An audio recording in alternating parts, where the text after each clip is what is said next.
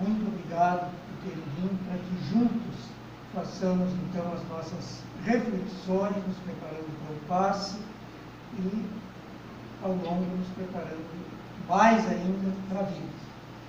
E a sugestão dirigente da casa, Roberto, é que se aborde hoje então temas trazidos no capítulo 6 de O Evangelho segundo o Espiritismo, que tem como título, é um dos poucos capítulos, os 28 capítulos do Evangelho segundo o Espiritismo, que não tem como título diretamente Palavras de Jesus, embora fale em Jesus. O título é o Cristo Consolador. A maioria dos outros capítulos, não todos os outros, tem como título diretamente Palavras de Jesus, mas esse então é assim. E como acontece na maioria, ou na totalidade dos capítulos, Kardec começa com um trecho do Evangelho. Nesse caso, no capítulo 11 do Evangelho segundo São Mateus, quando Jesus nos fala: vinde a mim todos vós que estáis aflitos e fatigados, que eu vos aliviarei. Tomai sobre vós o meu jugo, e tendo em mente que eu sou brando e humilde de coração, e aprendei comigo, e depois é leve o meu fardo e suave o meu jugo. É suave o meu jugo e leve o meu fardo. E Kardec coloca como primeiro subtítulo, depois desse trecho do Evangelho segundo São Mateus, capítulo 11, versículo 28 em diante, ele coloca o subtítulo, o jugo leve. E Jesus diz que leve é o fardo, o jugo é suave. Mas não tem problema, são palavras leve e suave, são quase sinônimos, se não se tratar de aspectos quantitativos e sim de aspectos qualitativos. Né? Bom, já com relação a essa parte do Evangelho, é muito importante nós refletirmos sobre o vinde a mim, que os pregadores dos templos religiosos, dos centros espíritas, das igrejas católicas e aí por diante, gostam muito de mencionar esse aspecto, então, consolador que o Cristo nos oferece. Porque aqui o título do capítulo é Cristo Consolador, né? E nós, religiosos, nos elevamos no ouvindo isso. Jesus dizendo, vinde a mim, realmente é uma grande coisa, né, gente? Agora, quando Jesus nos diz isso, é porque ele esteve e está à nossa disposição. A grande questão é irmos até Jesus.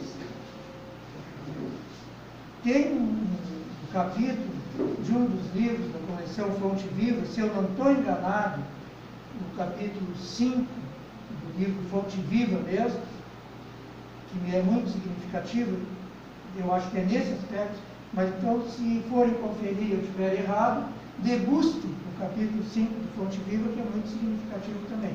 Mas tem, então, e eu penso que é esse, com certeza tem um capítulo, um dos livros da coleção, que tem como título Consegues Ir? E fala esses aspectos que eu considerei. Os pregadores gostam muito de falar, e os crentes se conformam com isso, mas fica a questão de que a questão não é o Cristo estar à nossa disposição e dizer, vinde a mim. Isso é desde que o Cristo existe, que nós existimos, que é fato. O Cristo está à nossa disposição. A grande questão é nós irmos ao Cristo. Né? Inclusive, nos meios espíritas, nas hostes espíritas, as pessoas muitas vezes dizem, está muito em moda concluírem as preces dizendo, sem conosco, Senhor. E parece que isso assim é uma coisa maravilhosa. Eu não uso essa expressão. Em primeiro lugar, essa conjugação do verbo ser conosco é um imperativo afirmativo, está dando uma ordem para Jesus. E eu não me animo a fazer isso. Né? E ser conosco, Senhor. E a questão não é o Senhor ser conosco, porque Ele é conosco. A questão é nós sermos com Ele.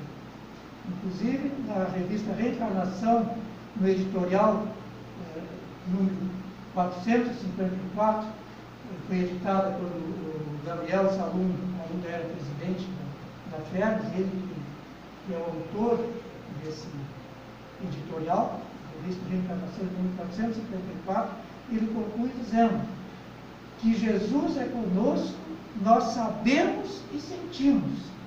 É chegado o tempo de nós sermos com Ele. Então ele está, braços abertos, maravilhosamente, imaginem da forma receptiva que quiserem, dizendo, vinde a mim. Agora a questão é nós irmos até Ele. E aqui nós estamos fazendo um trabalho, como fazemos em vários outros momentos, um trabalho, inclusive, de movimento em direção a Jesus, mas nós precisamos mentalmente. E façamos isso também aqui e agora. Combinado? Bom, então,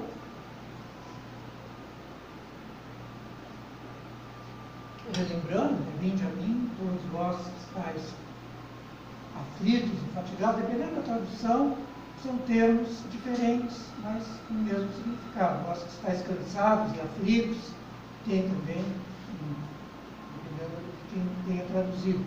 Mas aqui está aflitos e sobrecarregados, que eu vos aliviarei. E o Cristo Consolador. Então, Kardec, depois desse trecho do Evangelho, comenta o seguinte: todos os sofrimentos, decepções, dores físicas, perda de seres amados, tem outras coisas aqui, nós podemos acrescentar outras que nos angustiam, perda de emprego, né? Coisas assim.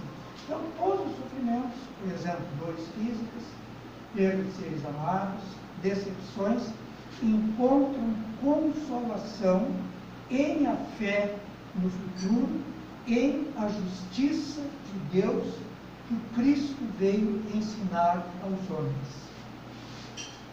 Então vejamos nós a importância dessa questão da vida futura. Né?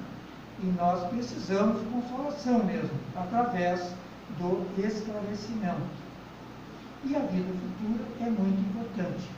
E Jesus, como guia e modelo, veio nos demonstrar que esse termo vida futura é a expressão consagrada nos meios religiosos e também na doutrina espírita. Mas, na verdade, ele, no meu entendimento, salvo o menor juízo, ele é impróprio. Porque, na verdade, é a continuidade da vida. Parece que vida futura seria outra vida. E a vida nossa física é certo, né, o nosso corpo vai cumprir o ciclo biológico. Mas nós somos uma alma que desencarna e é espírito, e continua vivendo. Então, para nós no corpo, nós cumprimos o ciclo biológico, como qualquer outro animal e também os vegetais. O ciclo biológico, a gente estudou na escola, lá no primário, muitos de nós, fundamental, outros, né, que é o ciclo biológico, nascer, viver, reproduzir, não necessariamente, e morrer. Tá? Então isso nós vamos cumprir. Nós espíritos, nós somos, nós temos no corpo, nós espíritos, nós tivemos início. Fomos criados por Deus, simples e ignorantes. Estamos vivendo. E não vamos cumprir o ciclo biológico e não morreremos. Nós somos imortais. Então, na verdade, gente, é uma continuidade da vida. Aqui o foco de vida futura, na abordagem do Evangelho segundo o Espiritismo, é a continuidade da vida espiritual que teremos após essa experiência de vida corporal pela qual nós estamos passando. Então, é uma continuidade da vida espiritual. Não é outra vida que nós teremos, é a mesma vida. Porque o espírito, nós como espíritos, temos uma única vida. Tivemos origem, criados por Deus, simples e ignorantes, estamos vivendo e somos imortais. Não somos só os homens lá e as mulheres da Academia de Letras que são imortais. Nós, como espíritos, somos imortais. Tá? Mas é super importante, então, esse aspecto de termos como foco a vida futura. Até eu vinha refletindo quantas coisas, né, nós às vezes pensamos que somos movimentados por algum outro interesse, E, na verdade, nós estamos focando a vida futura. Por exemplo, as nossas relações com pessoas de outro sexo, namoro, noivado, essas coisas, tem atrações, coisas assim, a gente, com certeza, no fundo, é movimentado pela ideia da perpetuação da espécie. Na verdade, a gente pensa que é outra coisa, ou pensava, no meu caso, né? Mas, na verdade, o fundo era a perpetuação da espécie. O futuro de nós humanos, da raça humana. Não é verdade? Nós devemos nos preocupar também com o dia de amanhã. Fizemos nossos planos de que comida fazer, as provisões, né, os víveres para fazer comida. Quando se estuda, estudar é bastante enfadonho. É bom ir para a escola também, mas é enfadonho e não dá retorno imediato. Por que nós estudamos e devemos estudar? Fazer faculdade, outras coisas, já ter estudado lá no básico, no ensino médio, enfim. Para que nós fazemos isso? Pensando no quê? O que a gente quer que os filhos estudem? Pensando no futuro deles, na vida futura. E nós temos que pensar no nosso futuro, temos que continuar estudando, porque nós vamos continuar vivendo. As nossas conquistas, muitas das nossas experiências de agora, foram conquistas angariadas em vidas anteriores. Como nós vamos continuar vivendo, temos que estar focados, então, na vida futura, na sequência, que é muito importante. No capítulo, as consequências da vida futura, que são muito, muito importantes, que é um dos aspectos que o Cristo é consolador. Ele mesmo nos deu um exemplo, que eu já disse, que foi ressuscitando, ressurgindo com o Espírito depois de desencarnado. Então, para demonstrar a continuidade da vida. Então, Cristo é guia e modelo, porque nos deu ensinamento e, sobretudo, nos deu exemplos. E um dos exemplos importantíssimos neste contexto foi ele demonstrando, então, a continuidade da vida depois do corpo, que é o que principalmente se refere aqui, ressuscitando entre os discípulos, primeiramente com Maria de Magdala, né? Que ele se materializou, para demonstrar que todos nós vamos evoluir. Maria de Magdala, que era, na época, agora os conceitos, os hábitos sociais estão meio relaxados, mas naquela época, e muitos de nós aqui quando nascemos, mulher da vida, mulher de vida fácil, era uma coisa bem comprometedora, né? Agora nem tanto. Mas na época de Jesus, Deus o livre, eram apedrejáveis as mulheres da vida, as mulheres prostitutas.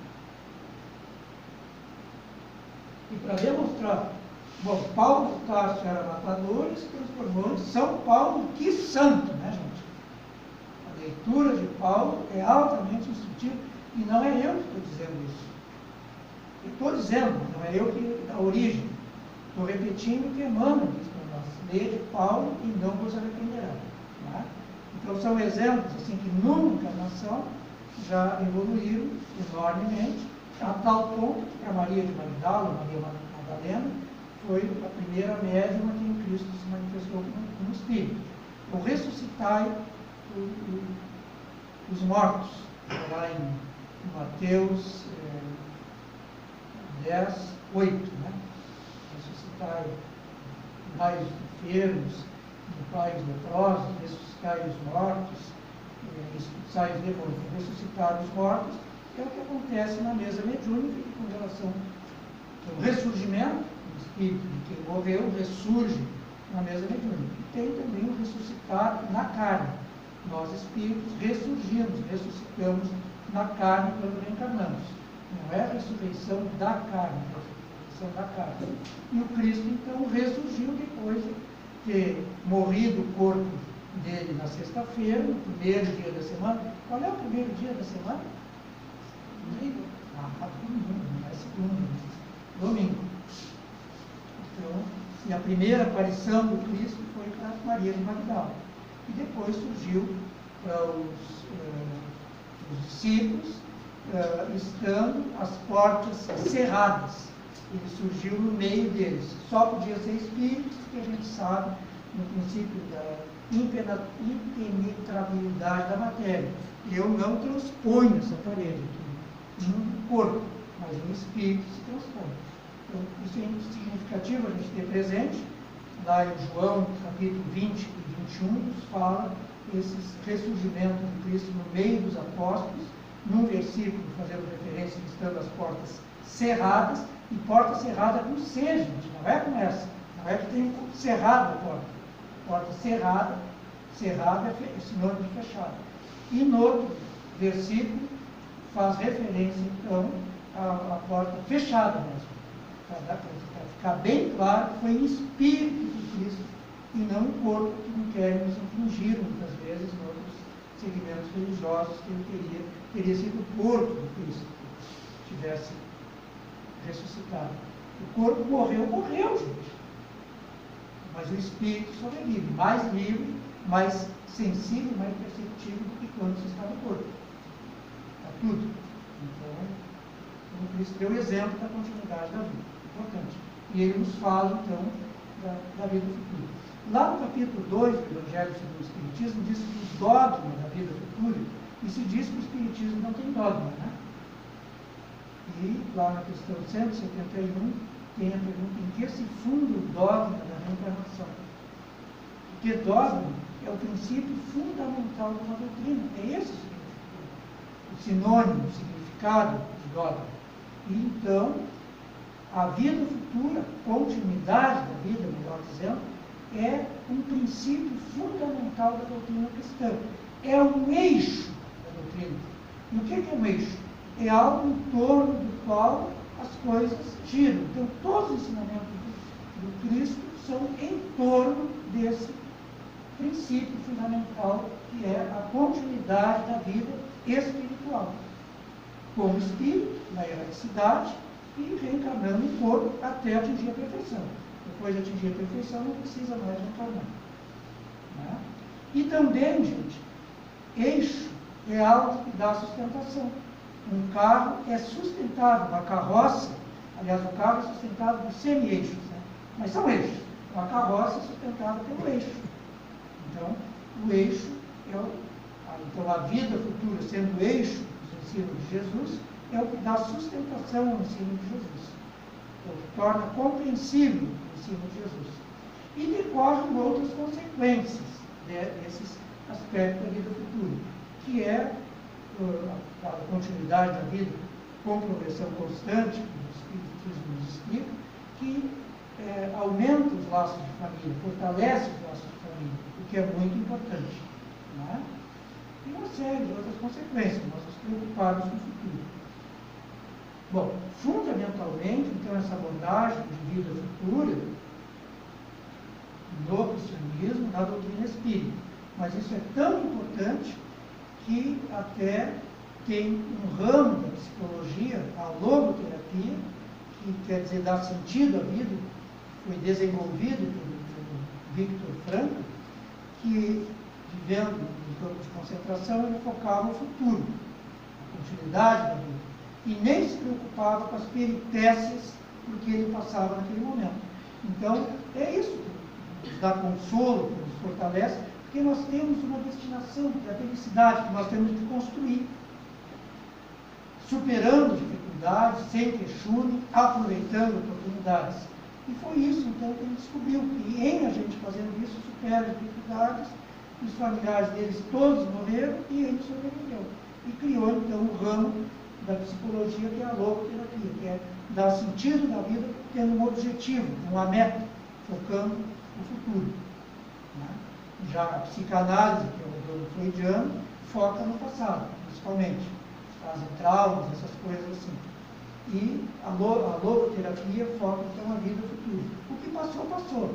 Olha para frente. Tenha foco. Vamos à frente. E tem música também que trata do assunto. Então, o Tim Maia canta, não sei se é o autor, uma bela música, que diz que se o mundo inteiro me pudesse ouvir, eu tenho muito, se o mundo inteiro me pudesse ouvir, eu tenho muito para contar, né? dizer o que entendi, que nessa vida uns nascem para sofrer, enquanto outro ri. Mentira, ninguém nasce para sofrer. Agora, todos nascemos para rir. Rir que é o segundo melhor remédio. O primeiro melhor remédio é trabalhar. Faz um bem enorme, mas rir é muito bom. E todos nós nascemos para rir. E vamos rir. Tá? Agora, todos nós sofremos também, mas não nascemos para sofrer. O sofrimento é uma bênção, puxão de orelha, para que nós entendamos que nós somos espíritos imperfeitos ainda, seremos perfeitos, não sendo espíritos imperfeitos ainda, precisamos de corretivos. E o sofrimento nem é corretivo, é um alerta para que nós não nos omitamos diante das coisas que nós devemos fazer e que não façamos coisas erradas também. Tá? Não nascemos para sofrer, embora todos soframos. Mas aí continua a música, não acabou por aí. Mas quem sofre tem que procurar, pelo menos vir achar razão para viver, ver na vida algum motivo para sonhar, ter um sonho todo azul, azul da cor do mar, que é o nome da música, azul, né? Azul da cor do mar, é isso mesmo? Tá? Então, ver na vida algum motivo para sonhar, ter um sonho todo azul, azul da cor do mar. Então, foco no futuro, na vida. E podemos ter folgadamente, porque nós somos imortais como espírito, nós vamos continuar vivendo. Não é balela isso. Tudo que nós aprendemos, nunca é tarde para ser felizes, nunca é tarde para aprender, porque vai ser útil. Muito do que nós viemos dessa vida predispostos a aprender, com habilidade, nós já tínhamos aprendido em vidas anteriores. Mas o capítulo, foca o capítulo 6, o item seguinte é o Consolador Prometido. E Jesus nos fala, lá no capítulo 14, o que está, nos fala o que está no capítulo 14 do Evangelho segundo São João. Se me amardes, cumprireis os meus mandamentos. É a forma de se amar Jesus. E eu mandarei o Pai e enviará um outro Consolador. E segue, e aí Kardec explica que esse Consolador é o Espiritismo e conclui esse tópico aqui do capítulo 6, dizendo que o Espiritismo cumpre o que o Cristo disse do Consolador Prometido. Né? Então, compreensão das coisas, fazendo com que o homem saiba de onde veio, por que está na terra e para onde vai. Atrai para os verdadeiros princípios das leis divinas e consola pela fé e pela esperança. Isso aí dá muito para a gente falar.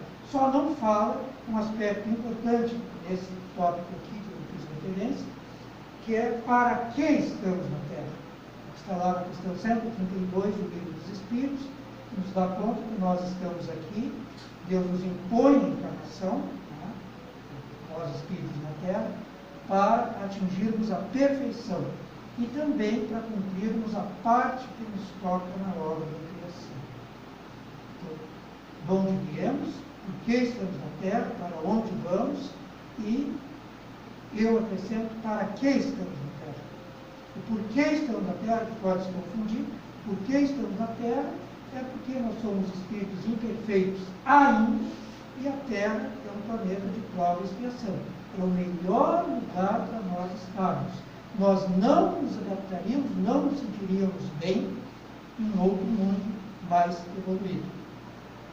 Melhor que esse que existe, no princípio do dogma da pluralidade dos mundos habitados. Então, aqui é o nosso lugar.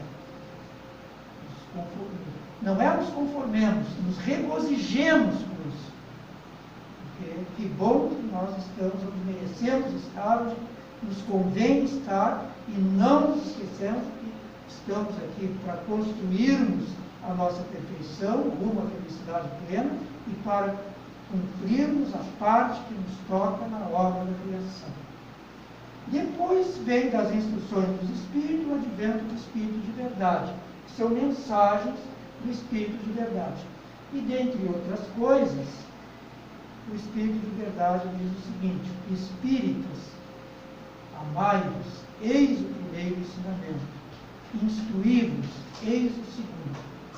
que no cristianismo encontram-se todas as verdades e seguem as instruções. Mais adiante vai dizer que vinde a mim, repete, vinde a mim de Jesus, que é Jesus, o Espírito de verdade, e diz que não encontrareis em outro lugar, a palavra em Alures, não encontrarei Alures a consolação e as orientações que se precisa. Porque o Evangelho, como está na introdução do livro dos Espíritos, é o roteiro seguro para a felicidade vindoura. Mais adiante, no capítulo 11, na verdade, da fé e a caridade, os benfeitores espirituais vão nos dizer que, sem dúvida, Deus nos criou para sermos felizes na eternidade. Não é agora. Nós aqui estamos construindo a felicidade. Vamos seguir em frente nesse nosso afã. Né? Mas aqui não é que nós vamos encontrar a felicidade plena. Embora seja muito bom vir, a gente rico não está satisfeito. Embora o Teixeirinha cantasse que nem só de alegre se canta, nem só de tristes chora, né? Interessante.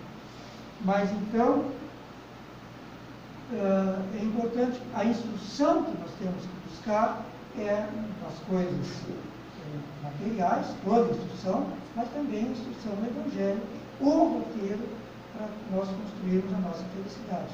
Mas as instruções devemos buscar em tudo. Né? Questão 898 do Livro dos Espíritos, que nos dá conta de que nós temos que buscar os conhecimentos materiais, e através deles também nós podemos praticar caridade, tudo faz parte.